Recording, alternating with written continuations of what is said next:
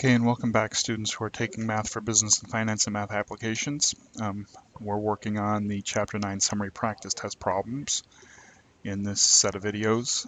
And the thing I want, before I get started, the thing I want to point out here is that if you noticed when doing the word problems that it's kind of repetitive, okay, in order to do these calculations and these deductions.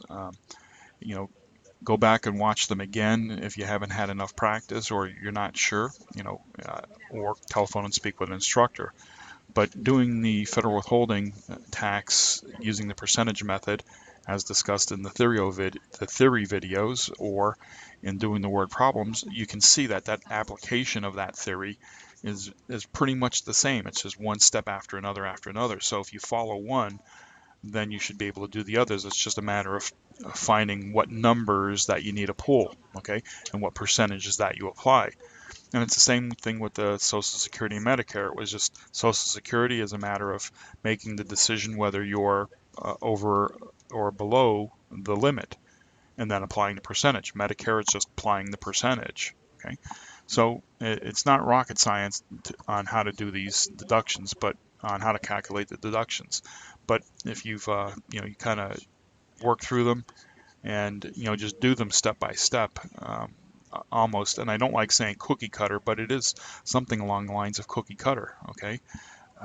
Just replacing numbers, but you have to know which numbers you have to replace with, right? Now, the problems all talk about the percentage method. And when I get down to number 5 in the summary practice test, we're going to use the percentage method, but I'm also going to quickly go over the bracket method in order to show what the difference is, okay? Since we haven't done any problems with the bracket method.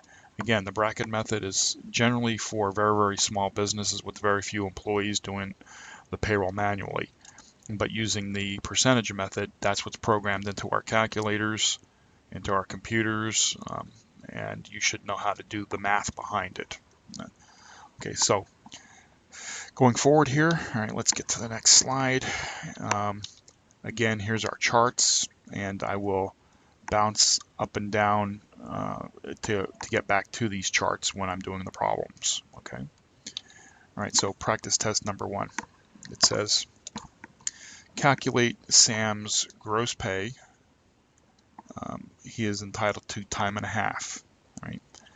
So on Monday he works 9 1/4, Tuesday 9 1/4 hours, Wednesday 10 1/2, Thursday 8 1/2, and Friday 11 1/2 hours, and his rate is $8. So his total hours is how much? Okay, so I have 1/4, and 1/4 is 1/2, and 1/2 is 1, and 1/2 is 2. So that's 2 additional hours. So I have 9, 9, 27, 28, 29, 30. Oops, wrong. Got that wrong. That's still 2, but I went and said, okay, 9, 9, and 9 here. It's 9, 9. That's 18. That's 0. Here's 9. That's 27, 28, 29, 9, carry my 2, 1, and 1. That's 49 total hours. Okay, so the total hours is 49. Right? Now he gets time and a half. All right, so 40 out of those 49 hours is at regular time, which is at $8. So we multiply by 8, and that gives $320. And then we have an additional 9 hours at time and a half.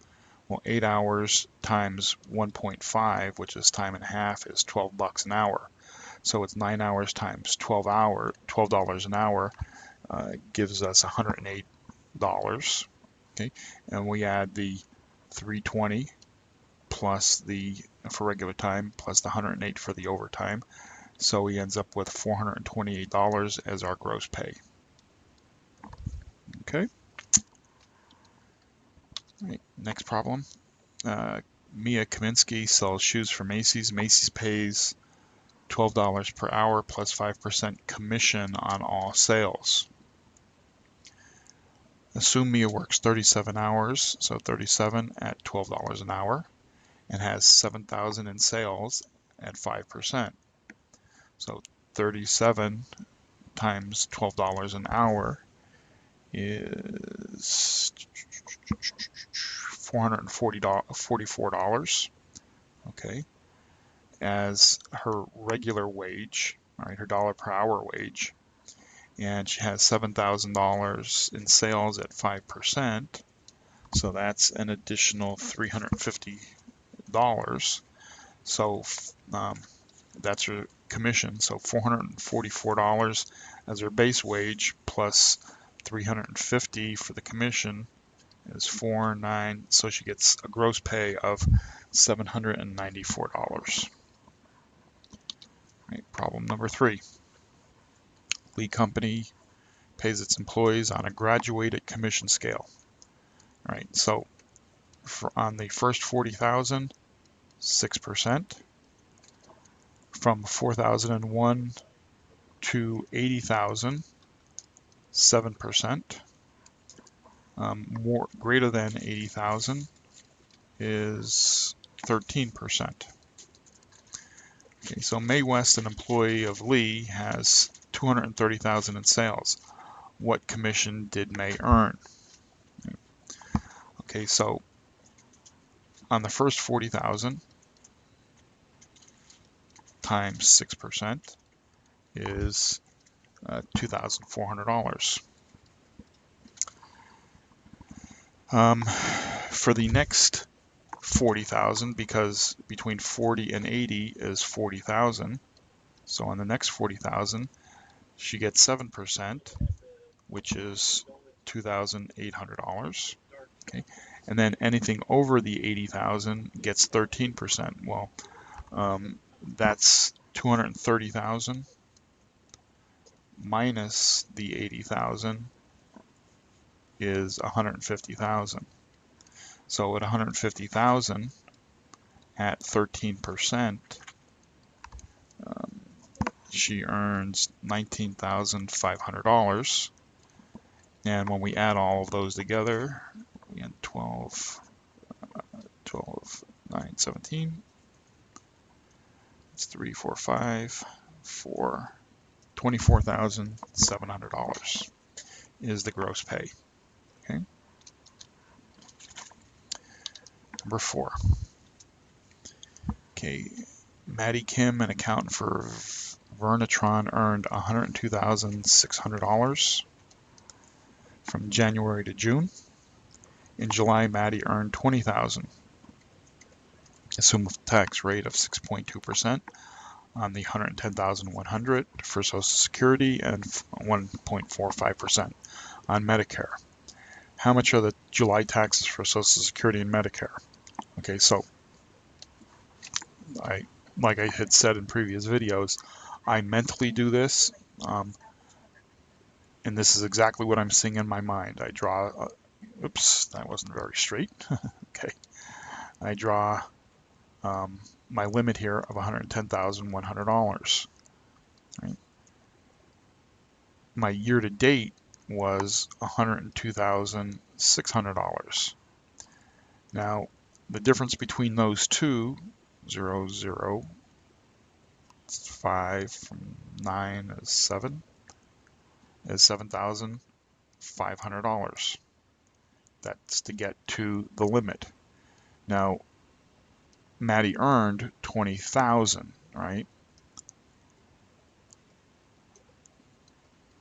So $20,000 puts her up here on year-to-date wages of $122,600.